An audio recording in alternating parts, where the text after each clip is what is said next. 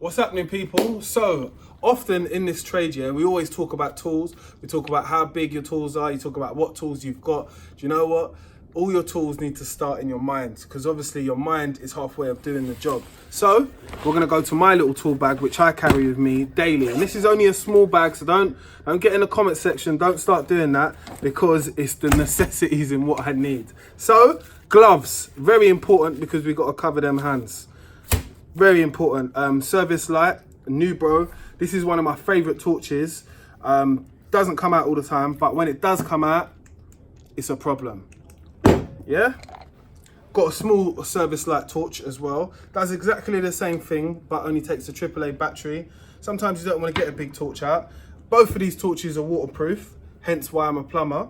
So if we keep on going through the set, I've got a small Barco socket set, which I find is very handy for anyone that does mechanical services. You know, you get little nuts, bolts and stuff like that. You just want to get them off. Nice set to have. Also, I doubled up and I have the maintenance set from Barco. This comes with a strap-on, like a strap-on bag which goes onto your side. I don't carry bags like that, not for me, but you know, good set of screwdrivers. Slightly slanted, adjustable. It's always been something different. Don't get me wrong, I'm actually a Barco person. I do have a lot of Barco adjustables, so don't think that I ever cheat on like the plumbing game with anybody. I don't, but I just like these. I thought these would be something different. These are like my kids, the kids I never had. Every plumber knows that, because Nipex tools. Do you know what? Before, I used to be a Barco person, and I saw people with Nipex, and I wondered what it was all about. Like, what's all this red bottom stuff, type of stuff? It's like, what's it about? Until I got some myself, and I realized the quality build of these tools. I think they're gonna see me out to my retirement, lads. Don't think I'm gonna be getting any more. But I've got a full set of those. I only carry 2 of those at the moment with me. Long nose pliers. You need them sometimes. You just drop something in, you just get it out. Obviously, we've got to have our Allen keys. Both different sizes on. You don't need me to explain that. It's quite simple. Service keys are necessary to be able to get into our MCC panels and open little doors and your hatches, just little stuff what you might not be able to get into. So, got myself 3 different service keys there. Always carry these connector blocks with me, and a little fuse just in case. Just one, not too many, because I'm not an electrician. Yeah.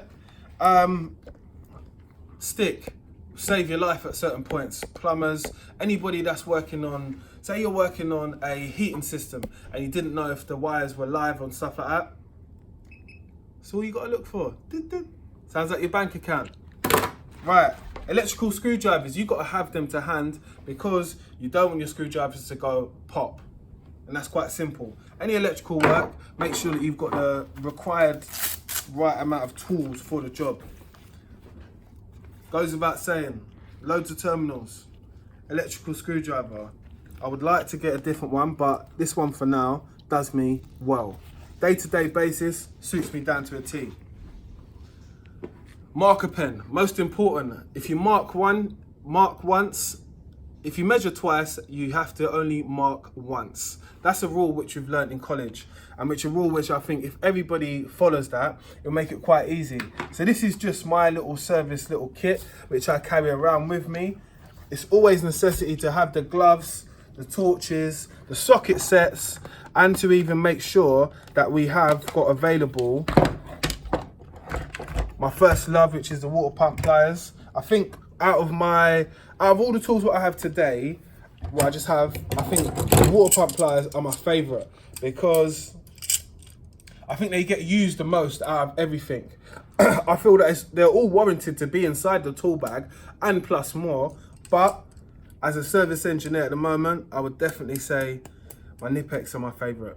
So that's just me talking about my own tool bag, and that's just one of them I carry with me. And that's going to be in my backpack every single day. It's Mr. London Plumber. Travel light, think smart, do your work. So we're in the chiller room now. I have to shout really loud. And these are our CH secondary pumps, which we have along here, which feed these monster chillers in front of me. So let me show you so you can have a good proper look. This is the pumps which we've got, our chilled water. That's that real HVAC life, people. Big pumps, a lot of pipe work, chilled water, a lot of noise, and that's how we're doing it in this building. I'm going to try and give you more of a tour down here, but it's hard to hear because obviously the sound is not that good because the pumps are so loud. So let's get it, people. It's Mr. London Plumber. We're on day 4 of the takeover tour. We're in London. You're with me. We're hashtagging Mr. London Plumber. We've got the t-shirt on. So what I didn't tell you before was that I used to be a plumbing teacher, and I have been doing that for the last 3 years before I've got back into building services and actually building my company. And where we are today, right now, we're in the softener room. So I've done water treatment for about 10 years. So I've picked up a lot of things over the years, in and out of it, while the legislations and the rules change. So what I'm going to do now, I'm going to swing the camera around. As you can see some big tanks behind me. I don't know if you can see the pumps and the stuff, but what we're going to do, we're just going to go for a tour quickly. I'm just going to talk you through it, because that's how I've learned from social media, and that's how I've always picked up on stuff, because I've seen things which have been interesting and which interest me. I hope they interest you. So let's get it. In the beginning, the water has to come into the building somewhere. It has to come into your property, it has to come into your house. This is the incoming main. This is referred to as our water meter. So we get our readings from here, and this is the approved sign of RAS, water regulations, and that's the code we follow for England and building regulations. Behind us we have a massive storage tank. This is 2 tanks put together, very big tank. Let me try and talk you through it in sequel. So we have our softener and we have our PRV, which is at the top.